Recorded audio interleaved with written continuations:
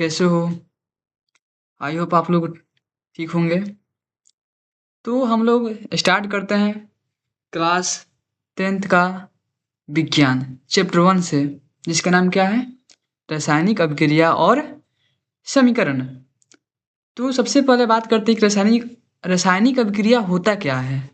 रासायनिक अभिक्रिया अर्थात केमिकल रिएक्शन, ये तो नाम से ही पता चल रहा है कि क्या इसमें केमिकल का यूज होने वाला है।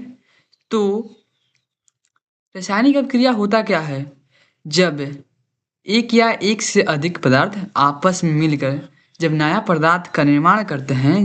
जब एक या एक से अधिक पदार्थ आपस में मिलकर नया पदार्थ बनाते हैं, जिसकी प्रकृति क्या होती है? गुण, प्रकृति, गुण और संरचना पहले से अलग हो, उसे रासायनिक अभिक्रिया कहते हैं। जैसे इसमें क्या क्या होता है, तो देख लेते हैं इसमें होता क्या है। रंग में परिवर्तन होता है, तापमान में परिवर्तन होता है, गैस का निकलना होता है और छेप बनता है और गंध में परिवर्तन होता है। आपको एक एग्जांपल समझा देते हैं। जैसे चीनी, पानी और नींबू का शरबत तो पिए ही होंगे। तो उसमें क्या होता है कि चीनी चीनी मीठा होता है और नींबू का कैसा होता है? वो हल्का खट्टा होता है। जब ये दोनों को मिला दिया जाता है पानी में तो क्या होता है? सबसे पहले तो रंग बदलेगा, रंग हल्का गाढ़ा हो जाता है। जो पानी सफ़ेद सफ़ेद दिख रहा था उसका रंग कैसा हो जाएगा? पूरा गड्ढा हो जाएगा। ठीक है। उसके बाद जब उसको हम पिएंगे तो उसका स्वाद हमें ऐसा मालूम होगा कि ये हल्का खट्टा भी लग रहा है और मीठा भी लग रहा है। तो ये सारी प्रक्रिया हुई, तो इसको हम क्या बोलेंगे? रासायनिक अभिक्रिया। उदाहरण से हम एक देख सकते हैं कि क्या होता है। एक जिसे आप लोग चाहेंगे तो घर पे भी कर सकते हैं, लेकिन कीजिएगा नहीं, थोड़ा बहुत रिस्क होता है इसमें। जैसे मैग्नीशियम रिबन को जलाते हैं तो क्या मिलता है हमें? सफ़ेद पाउडर बनता है। मैग्नीशियम का जो फीता होता है, फीता टाइप का मार्केट में मिलेगा वो। और किसी भी चीज़ को जलाने के लिए क्या चीज़ की आवश्यकता पड़ेगी? ऑक्सीजन। विदाउट ऑक्सीजन तो जलेगा ही नहीं, ये तो संभव ही नहीं है। तो बर्नर की सहायता से, एक ऑक्सीजन के साथ बर्नर की सहायता से जब उसको हम जलाएंगे तो हम हमें क्या मिलेगा? MgO नामक अवक्षेप मिलेगा, जिसका आप सूत्र देख सकते हैं। 2 mg लेंगे और ये संतुलित किया गया है समीकरण को, और ऑक्सीजन को तो क्या, दो एक ऑक्सीजन तो O2 के फॉर्म में रहता ही है, तो क्या होगा? 2 MgO। यहाँ नया पदार्थ क्या बना? MgU, जो हमें अवक्षेप के रूप में मिल जाएगा। इसके आगे देखते हैं क्या है। अब बात करते हैं रासायनिक समीकरण, केमिकल रिएक्शन, केमिकल इक्वेशन। तो क्या होता है कि जितने भी अभिक्रियाएं हम कराते हैं उसको संकेत के रूप में तो लिखना पड़ेगा। किसको दिखाने के लिए क्या बोलेंगे कि ऐसे किए? नहीं, एक प्रॉपर संकेत के रूप में दिखाना पड़ेगा। तो वही है, रासायनिक अभिक्रिया को प्रतीकों और सूत्रों की मदद से लिखना ही क्या कहलाता है? रासायनिक समीकरण कहलाता है। अब इसका भी लिखने का तरीका भी बहुत सारा होता है, तो हम सांकेतिक रूप का भी हम देख सकते हैं। जैसे एक है शब्द शब्द समीकरण के थ्रू हम समझा सकते हैं। जैसे हाइड्रोजन और ऑक्सीजन, सबको पता है कि हाइड्रोजन और ऑक्सीजन मिलता है तभी जल बनता है। लेकिन जब इसका सांकेतिक रूप देखेंगे तो क्या होगा? जिसको बोलते हैं हम सूत्र के रूप में किसी को समझाएंगे, तो हाइड्रोजन का क्या होगा? H2, और ऑक्सीजन का क्या होगा? O2। जब ये दोनों आपस में मिलेगा तब क्या बनेगा? H2O, जो हमारा जल का सूत्र होता है। इसे भी आप लोग याद रखिएगा। कई बार ऑब्जेक्टिव में इसे पूछ सकता है कि क्या जल का सूत्र बताओ, तो हमें बताना पड़ेगा H2O। आगे है संतुलित रासायनिक समीकरण। जितने भी रिएक्शन होता है, अगर हम जितने भी समीकरण हम बनाते हैं, अगर समीकरण को संतुलित नहीं करेंगे तो कोई भी रिएक्शन क्या पूर्ण रूप से सही नहीं माना जाएगा। हो सकता है कि वो बन भी जाए, लेकिन अगर समीकरण को संतुलित नहीं करते हैं तो वो चीज़ जो हम बनाना चाहते थे वो नहीं बनेगा, वो गलत फॉर्म बन जाएगा। जैसे अब सबसे पहले बात आता है कि इसमें क्या है? द्रव्यमान का संरक्षण का नियम बहुत ही इंपॉर्टेंट है। द्रव्यमान संरक्षण का नियम क्या होता है कि किसी रासायनिक अभिक्रिया में कुल द्रव्यमान ना तो बनता है और ना ही नष्ट होता है। ऐसा नहीं है कि किसी चीज़ को बना रहे हैं, 2-2 ग्राम ले रहे हैं तो बनने के बाद वो 4 ग्राम हो जाएगा। 6 ग्राम हो जाएगा, 8 ग्राम हो जाएगा, ऐसा नहीं होता है। जैसे अगर 5 केजी का कोई लोहा का रॉड है, अगर उसको हम छोटे छोटे टुकड़ों में काटेंगे तो क्या मिलेगा हमें, 1 केजी का क्या एक टुकड़ा मिलेगा। जब सारे टुकड़ों को एक साथ मिला देंगे तो फिर भी हमें क्या 5 केजी ही मिलेगा। उसी प्रकार जब रासायनिक अभिक्रिया होता है तो उसमें जितने भी द्रव्यमान होते हैं ना ही वो बनते हैं और ना ही क्या नष्ट होते हैं, अर्थात जितना था उतना ही रहेगा। इसे ही क्या बोलते हैं, द्रव्यमान संरक्षण का नियम।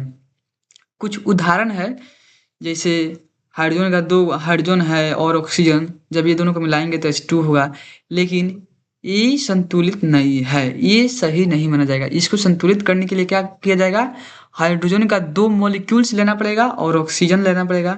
जब ये दोनों को मिलाएंगे तब क्या होगा 2H2O। ये पूर्ण रूपेण संतुलित समीकरण है जिसमें हाइड्रोजन कितना मॉलिक्यूल है, हाइड्रोजन का 4 और ऑक्सीजन का 2। उसी प्रकार अभिक्रिया के प्रकार, टाइप्स ऑफ रिएक्शन देख लेते हैं कितने होता है।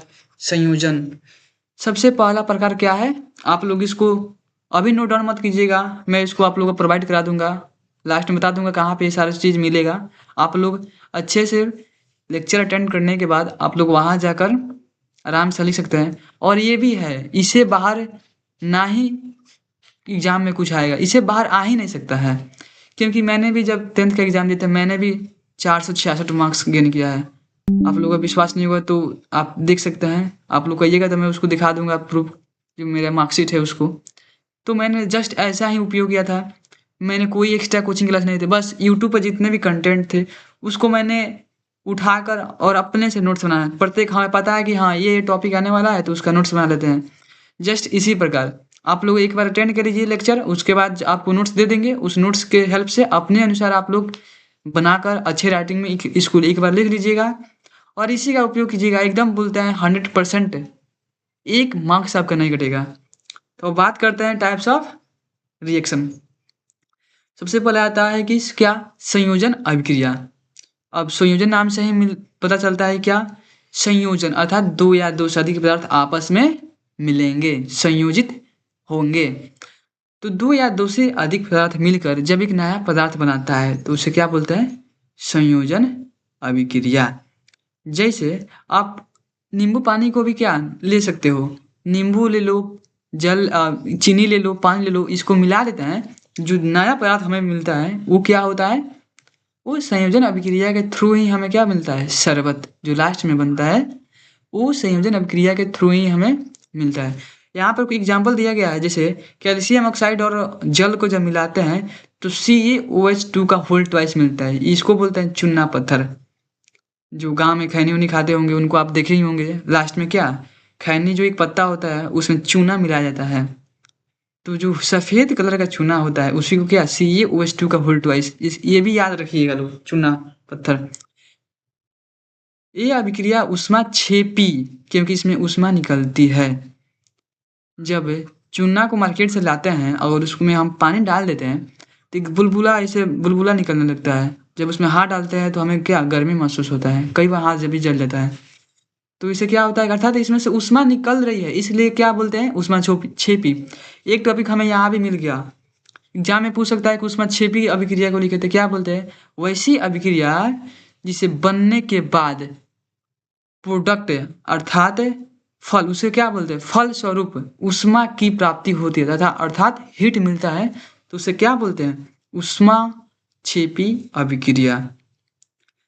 2 नंबर में क्या है, ये अभिक्रिया का प्रकार ही है, जितनी भी अभिक्रिया चल रही है उसका प्रकार है, ये है अपघटन अभिक्रिया। क्या, अपघटन अभिक्रिया, अर्थात अपघटन मतलब अपघटित अर्थात छोटे छोटे टुकड़ों में टूट जाना। तो एक यौगिक टूटकर 2 या 2 से अधिक पदार्थ बनाता है, उसे ही क्या बोलते हैं, अपघटन अभिक्रिया। इसका भी हम एग्जाम्पल देख लेते हैं।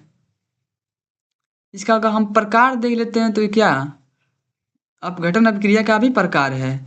तो सबसे पहले आता है क्या, ऊष्मीय अपघटन, अर्थात जो अपघटन होगा उसमें हीट देना ही आवश्यकता है। जैसे CaCO3, जब इसको हम हीट देंगे तो क्या बनेगा, CaO calcium oxide plus CO2, ये क्या गैस है जिसे हम लोग भी छोड़ते हैं। विद्युत अपघटन। तो 2H2O मतलब जो जल है, जल का जब हम इलेक्ट्रोलाइसिस कराते हैं तो हमें क्या विद्युत अर्थात विद्युत मतलब बिजली, करंट, करंट हमें देंगे तभी क्या H2O टूटेगा। किसमें टूटेगा? H2+O2 हाइड्रोजन और ऑक्सीजन में ये भी टूटेगा। प्रकाश अपघटन अपक्रिया जैसे AgCl अर्थात क्या ये चांदी और क्लोरीन सूर्य प्रकाश की उपस्थिति में जब इसको हम अपघटित कराएंगे सूर्य प्रकाश की उपस्थिति में तब क्या होगा AgCl2 के फॉर्म में भी ये भी टूट जाएगा। अब बात करते हैं नेक्स्ट टाइप का जिसका नाम है विस्थापन अभिक्रिया, डिस्प्लेसमेंट रिएक्शंस। अर्थात जैसे मान लो कि कुर्सी पर कोई पलस बैठा है, आपने जाकर उसको हटा दिया तो क्या हुआ ये डिस्प्लेस हो गया, आप उसको कहीं और भेज दिए, आप उसके स्थान पर जाकर बैठ गए। उसी प्रकार अभिक्रिया में भी होता है, जो जितना शक्तिशाली होता है क्या वो अगले वाले को हटा ही देता है। आप जैसे अधिक अधिक क्रियाशील धातु कम क्रियाशील धातु को उसके यौगिक से हटा देते हैं। जैसे मान लो कि आपका दोस्तों का ग्रुप है, इसमें सारे ही कमजोर बंदे हैं, लेकिन एक कोई अच्छा खासा तगड़ा बंदा आ गया तो क्या बोलेगा उसमें से किसी एक को हटा देगा और उसमें क्या वो ज्वाइन कर लेगा ग्रुप को, ऐसा ना होता है। तो जो शक्तिशाली है वो क्या करेगा कमजोर को हटा देगा। उसी प्रकार जिंक, जिंक जो है ये हमारा क्या है एक धातु है CuSO4 कैल्शियम सल्फेट। तो ये क्या हुआ कि वन सेकेंड, तो ये कैल्शियम सल्फेट है तो इसमें क्या जो जिंक है वो सी कॉपर से सॉरी ये कॉपर सल्फेट है, मैंने जिंक सल्फेट बोल दिया था उसको आई होप, तो गलत है कॉपर सल्फेट। तो Cu क्या है Cu कमजोर है क्या Zn अर्थात कॉपर जो है जिंक से कम क्रियाशील है, जब रिएक्शन करेगा तो जिंक कॉपर को हटाकर फेंक देगा और उसका स्थान धारण कर लेगा। तो जब प्रोडक्ट बनेगा जो फल प्राप्त होगा तो क्या बोलते हैं इसे ZnSO4 और देख रहे हैं ZnSO4 बन गया और कॉपर को बाहर फेंक दिया गया। जिंक कॉपर को हटाकर खुद जुड़ जाता है। ये बहुत सिंपल तरीके से समझाया गया है, आप लोग बस लेक्चर अटेंड करने के बाद इसको हम दे देंगे, आप लोग वहां से लिख सकते हैं। तो यहाँ पर देखिए अब बात आता है कि दोहरा विस्थापन अर्थात दोनों एक दूसरे को क्या कर लेगा रिप्लेस कर लेगा। ऐसा होता ना कि हाँ हम तुम्हारा स्थान पर चले जा रहे हैं तुम मेरे स्थान पर चले आओ, क्या तो ये दोहरा विस्थापन हुआ ना, अपने स्थान से दोनों को दोनों हट रहे हैं लेकिन इसका स्थान ये पकड़ ले रहा है और उसका स्थान ये पकड़ ले रहा है। तो दो यौगिकों के आयनों का आदान प्रदान होता है। जैसे उदाहरण दिया गया इसमें हम समझ लेते हैं कि हाँ क्या चल रहा है। जैसे Na2CO4 ये एक यौगिक हो गया प्लस BaCl2 ये भी हमारा यौगिक हो गया। तो ये क्या करेगा जो Ba है ए यहाँ पर चलाएगा और जो ये Na है ये वन सेकेंड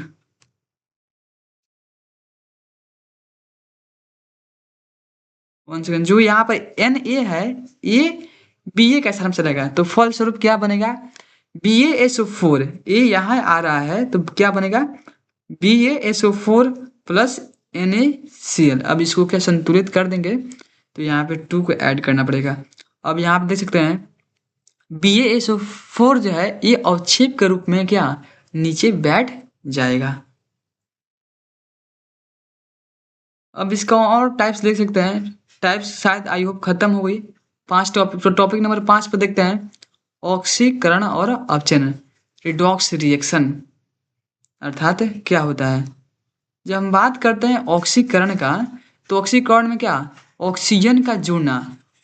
आप लोग ध्यान रख सकते हैं जैसे ऑक्सी शुरुआत में ऑक्सी आ रहा है मतलब ऑक्सीजन जुटेगा और हाइड्रोजन का हटना अर्थात हाइड्रोजन निकलेगा।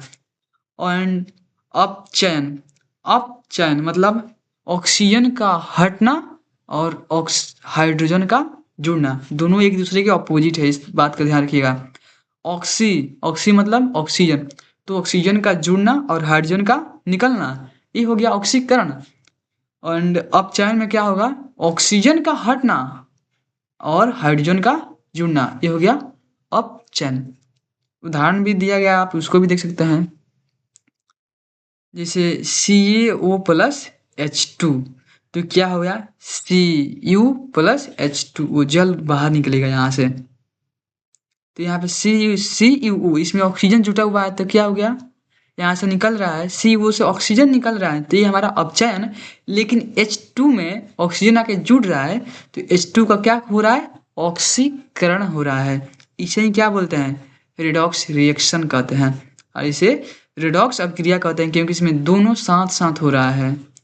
जब ऑक्सीकरण और अपचयन दोनों साथ साथ हो तो उसे हम क्या बोलेंगे, रेडॉक्स अभिक्रिया। ठीक है, अब बात करते हैं कोरेजन अर्थात संक्षारण। ये बहुत ही मतलब मजेदार टॉपिक है, संक्षारण। इसे आमतौर पर ये हम लोग जरूर इसको संक्षारण मतलब रोकथाम किए होंगे इसका, ये सब आपको भी पता होगा। जैसे जब धातुएं हवा और नमी के संपर्क में आकर खराब हो जाती है। हम जैसे घर में चापाकल होगा ही आप लोगों को, तो वहाँ पे देखिएगा जो पाइप का जमीन का नीचे हिस्सा होता है वो खराब नहीं होता है। जो जमीन से जस्ट ऊपर होता है वहीं पे क्या होता है, छेद हो जाता है, जैसे लीक करने लगता है पानी, तो चापाकल कभी सूख भी जाता है। तो वहाँ पे क्या हुआ, वहाँ पर हुआ संक्षारण अर्थात लोहे पर जंग लगना। ये क्या है, ये एक संक्षारण है। इसका हम देख सकते हैं सूत्र भी। कोई पूछेगा संक्षारण का सूत्र क्या, लोहे पे जंग लगने का सूत्र आप पूछेगा तो आप बता सकते हैं, जैसे Fe+O2+H2O, क्योंकि वहाँ पर ऑक्सीजन भी है, जल भी है, और वो लोहे का क्या, जो धातु है उसका एलिमेंट का नाम क्या है, Fe। संकेत के रूप में क्या लिखते हैं, Fe। तो ये आपस में अभी क्रिया करेगा तो क्या होगा, Fe2O3 इंटू XH2O। इसको संतुलित किया गया है तो आयरन का 4 एंड ऑक्सीजन का 3 एंड ये जल हमें मतलब एक से लेके चलते हैं, ये ऊपर नीचे भी हो सकता है। तो यहाँ पे 2Fe2O3 इंटू XH2O। अब इसका रोकथाम क्या होगा, अगर जंग लग रहा है, आपके घर में जंग लग रहा है कल में, तो आप क्या कर सकते हैं, इसके लिए पेंट करना। अगर पेंट कर देंगे तो डायरेक्ट धातु से हवा का क्या संपर्क टूट जाएगा। सबसे पहले हवा जाएगा तो किससे टकराएगा, पेंट से टकराएगा ना। तो लोहे से हवा का बीच में क्या बैरियर अर्थात रुकावट का काम कौन करेगा, पेंट। तेल लगाना, तेल भी बहुत अभी पुराने पुराने ज़माने का है, एक बहुत सारा ऐसा स्तंभ है जो खराब नहीं हुआ है। तो उसमें क्या किया, उसको जब लगाया गया तो उसमें इतना सारा तेल का मात्रा मतलब अच्छे से लगा दिया गया, क्योंकि कभी वो संक्षारित होता ही नहीं है। उसके आगे देखिए विकृति, क्या, विकृति। इसको हम लोग, ये अगर विकृति अगर नहीं होती तो क्या होता है, विकृति अगर नहीं होती तो वो जितने भी कचरे निकलते हैं घर से, कूड़ा कचरा निकलता है वो ना ही सड़ता है। अगर विकृति से अगर हमें नहीं बचाया जाता है तो सारे लोग लगभग बीमार हो जाते हैं। आपको बताते हैं कैसे। तेल और हवा का क्या, ऑक्सीकरण के कारण खराब हो जाना। जैसे ही कोई पदार्थ तेल और हवा के साथ संपर्क करके ऑक्सीकरण के साथ करता है, ऑक्सीकरण अभिक्रिया करता है, तो वो खराब हो जाता है। जैसे पुराने चिप्स में खराब गंध आना, चिप्स कहीं से लीक कर जाता है तो क्या अंदर ही अंदर क्या बोलते हैं उसको, भुअरी लग जाना, साथ सफ़ेद क्या फफूंद ऐसे उस पर जम जाता है ना, ऐसे फफूंद हो जाता है। लेकिन जब उसको हम खोलते हैं तो एक गजब से मतलब बदबू निकलती है उसमें से। तो ये क्या हुआ, विकृत हो गया। ठीक है, घर से जैसे इसका फ़ायदा क्या है, विकृति का भी फ़ायदा है हमें। घर से जैसे केले का छिलका, सब्जी वब्जी जितना भी बनता है उसका छिलका निकलता है, अगर गड्ढे में डाल डाल देते हैं तो कुछ टाइम के बाद क्या वो विकृत होने लगेगा, अर्थात उसमें क्या बैक्टीरिया आ जाएंगे। तो धीरे धीरे धीरे धीरे क्या होगा, वो खाने लगेंगे, तो मतलब ऐसे खाद का रूप ले लेगा धीरे धीरे। ठीक है, तो ये हो गया कि चिप्स का जो पैकेट आता है उसमें से गंध निकलने लगता है, वो विकृति खराब हो जाता है इसलिए। तो उसके रोकथाम के लिए क्या कर सकता है, जो पैकेट बनता है उसमें टाइट पैक कर देंगे। टाइट क्या, हवा को पैक करेंगे। फ्रिज में रखना, जैसे केक उक आता है, चाहे रसगुल्ला कभी घर में आया होगा, तो क्या होता है कि उसको फ्रिज में रख देते हैं ताकि क्या ये खराब ना हो, किण्वन ना हो, खराब ना हो, इसीलिए उसको फ्रिज में रख देते हैं। नाइट्रोजन गैस भरना, चिप्स के पैकेट में कौन सा गैस होता है, नाइट्रोजन गैस। ये बहुत ही इम्पोर्टेंट ऑब्जेक्टिव है, इसको ध्यान रखिएगा। एंड बात करते हैं ऊष्माक्षेपी और ऊष्माशोषी अभिक्रिया। ऊष्माक्षेपी और ऊष्माशोषी, आपको नाम से ही पता चल रहा होगा कि ऊष्माक्षेपी में क्या होता है, अर्थात ऊष्मा बाहर निकलता है, और ऊष्माशोषी मतलब ऊष्मा को सोख लेता है, तो ऊष्माशोषी। उसमें छिपी में क्या होता है, एक्सोथर्मिक ऊष्मा निकलता है। जैसे कार्बन और ऑक्सीजन जब आपस में क्रिया करता है तो CO2 तो बनता ही है, लेकिन साथ में क्या, ऊष्मा भी बाहर निकलती है। ऊष्मा शोषी में क्या होता है कि ऊष्मा अवशोषित किया जाता है। उदाहरण प्रकाश संश्लेषण, आपको पता है ना, प्रकाश संश्लेषण की क्रिया में क्या होता है कि जब तक प्रकाश नहीं होगा तब तक प्रकाश संश्लेषण क्रिया संपन्न नहीं होगी। तो वहाँ पे क्या हुआ, हीट की आवश्यकता पड़ी ना, तो यही ऊष्मा शोषी में क्या होता है कि हमें ऊष्मा की आवश्यकता पड़ती है, और ऊष्माक्षेपी में ऊष्मा अभिक्रिया के फलस्वरूप जो बनता है उत्पाद उसमें से बाहर निकलती है। तो आप लोग चिंता मत कीजिएगा, मैं इसका PDF अपने जो चैनल बनाऊँगा टेलीग्राम वहाँ पे डाल दूँगा, डोंट वरी। बस आप लोग को बस करना क्या है कि चैनल को सब्सक्राइब कीजिएगा, अपने दोस्तों के साथ शेयर कीजिएगा, ताकि आने वाले समय में जब भी आप लोग का बोर्ड एग्जाम हो, चाहे अभी से ही आप लोग को डायरेक्ट थोड़ा बहुत ऐसे एक्सप्लेन कर दिए हैं, आप लोगों को समझ भी आया होगा। तो क्या हुआ कि आप लोग इसका नोट्स बनाएँगे तो आपको सारी चीज़ें पहले से ही रिकॉल होती रहेगी। तो आप लोग मतलब कोई आपको लास्ट में बर्डन नहीं हुआ कि हाँ, मेरा ये छूट गया है, वो छूट गया है। बस एकदम सिंपल सा है। मैं इसका 2 नंबरिया मतलब 2 सब्जेक्टिव बोलता है ना, शॉर्ट एंड लॉन्ग 5 नंबर का, और ऑब्जेक्टिव इसके जस्ट मैं वो अपलोड कर दूँगा हमारे यूट्यूब चैनल स्टूडेंट वॉरियर्स को सब्सक्राइब कर लीजिएगा, ताकि आने वाले सारे अपडेट्स और सारी वीडियो मतलब पहुँचती रहे। ठीक है? Thank you. और ये सारे जितने भी ये कंटेंट है मैं आपको टेलीग्राम पर प्रोवाइड करा दूँगा। सो आप लोग निश्चिंत रहिएगा। थैंक्स। सब्सक्राइब कर लीजिएगा ध्यान से।